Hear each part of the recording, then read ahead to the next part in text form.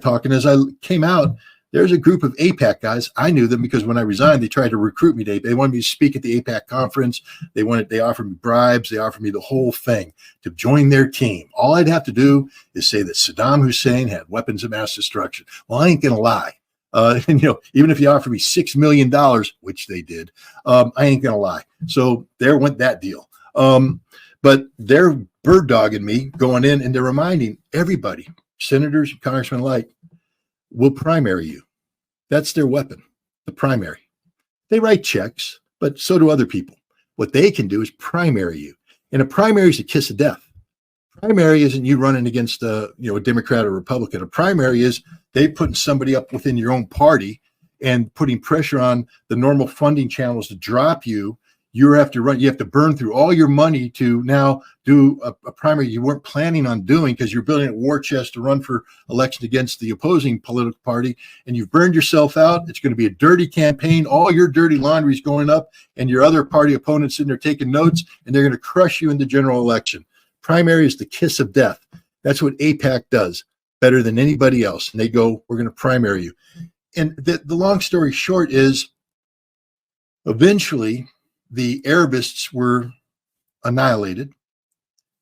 The pro-Zionist lobby won. They were victory. They won. They own.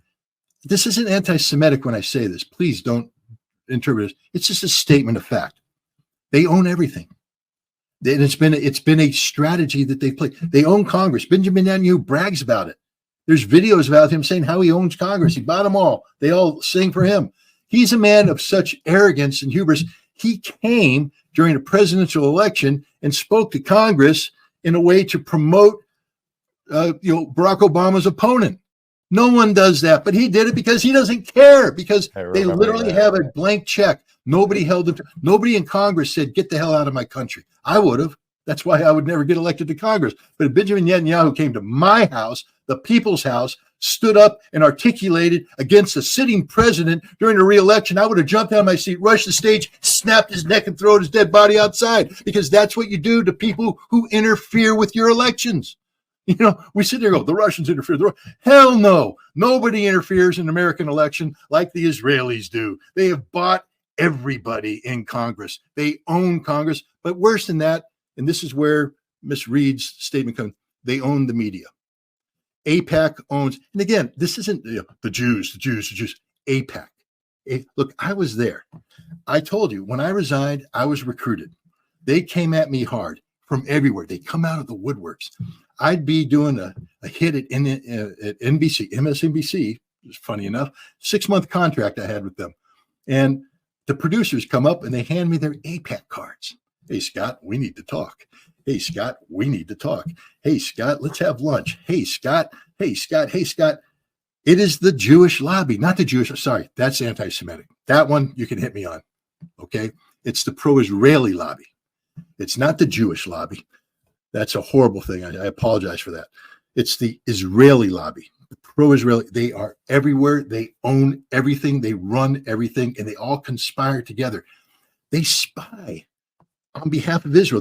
Again, go back and look at what happened around the time when I resigned in the late 1990s, early 2000s. There was a scandal where a guy named Rosen, I think, in AIPAC, was conspiring with guys in the Department of Defense to get classified documents out so that he could hand them to this Israeli diplomat, the same diplomat that I worked with when I was at the United Nations. He was my cutout to Israeli intelligence, except I had permission to do that. But it turns out he was also a cutout between AIPAC and all that. The Israelis spy on America nonstop, and it was open book, everything. And what I'm trying to get at is, for most of this century, from 2000, especially after 2001, the global war on terror, the whole thing, until today, Israel's gotten a free ride. They don't even have to work for it. It's a free ride. All AIPAC has to do is open up a conference, put up a sign, and look at how everybody runs to AIPAC. Everybody got to speak at AIPAC, got to speak at AIPAC, got to speak at AIPAC.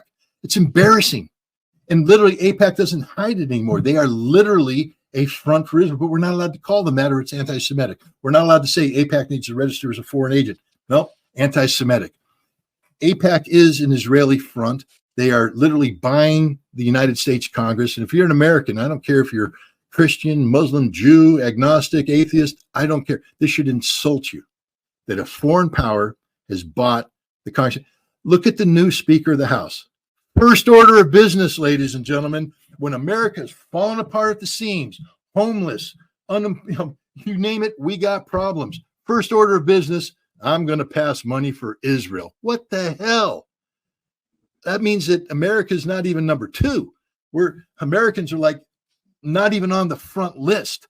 So Israel didn't have to work anymore. They aren't bird dogging people anymore. They took everything for granted. And they were on this smooth path to accomplish everything they wanted through the Abrams Accord.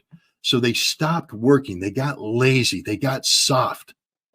And then October 7th came in. And this rage that's been bottled up by people who felt so helpless, because if you were pro-Palestinian, and Danny, I think you're pro-Palestinian, but you tell me, you felt a sense of hopelessness and helplessness as the Abrams Accord took in, that nobody was advocating for them. I think most people, as you said earlier too, in terms of this issue in general, it was not really in the conversation, even right after the March of Return, when like kids were getting shot at for like peacefully going up to the gate, like even that didn't create the kind of, I think, energy that we're seeing now in response to what Israel is doing.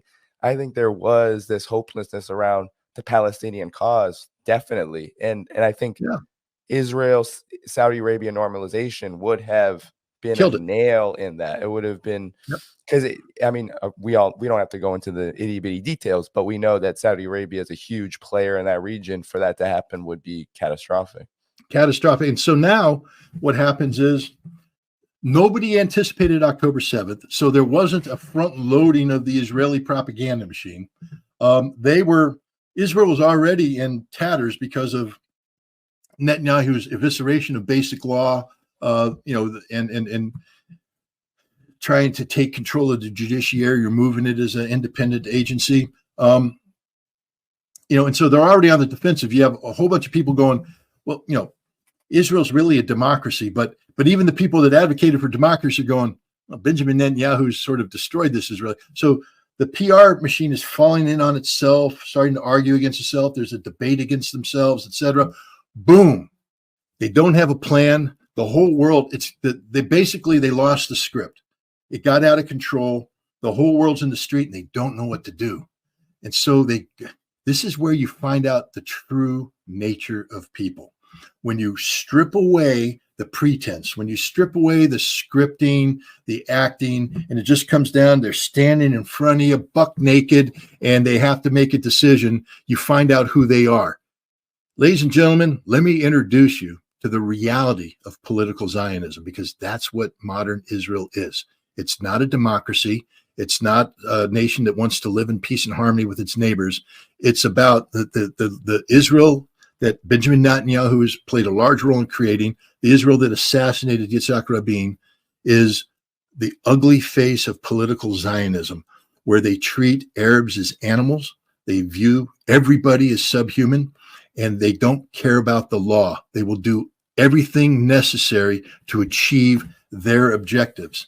This is the reality, and it's crude. I mean, look at the UN